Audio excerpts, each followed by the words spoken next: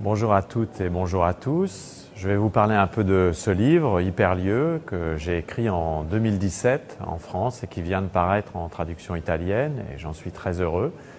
Dans ce livre, j'essaie en fait de réfléchir à la mondialisation. Je commence par expliquer que ce que l'on appelle la mondialisation, c'est en fait l'urbanisation généralisée de la Terre. L'urbanisation généralisée qui concerne toutes les sociétés, tous les espaces et même tous les individus.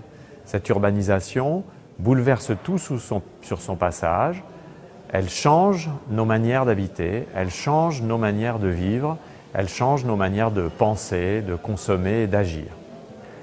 On a souvent l'habitude de considérer que la mondialisation produit une uniformisation du monde.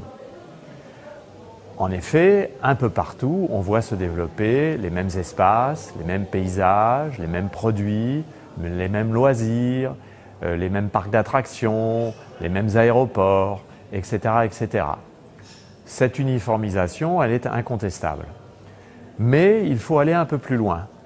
Et l'on s'aperçoit, si l'on observe bien le monde tel qu'il est, qu'à côté de ce mouvement d'uniformisation, il en existe un autre qui entre en tension, en relation, à la fois complémentaire et contradictoire avec ce mouvement d'urbanisation. Et cet autre mouvement, c'est ce que j'appelle la localisation, la différenciation des lieux, le fait que les lieux connaissent un regain d'importance partout au monde, quelles que soient les situations des pays qu'on peut observer. Et ce livre, Hyperlieux, tente d'expliquer cette tension entre cette uniformisation du monde qui met en place des espaces génériques, partout les mêmes, et cette localisation que l'on peut constater donc concomitamment et qui tend à mettre en place plutôt des lieux spécifiques.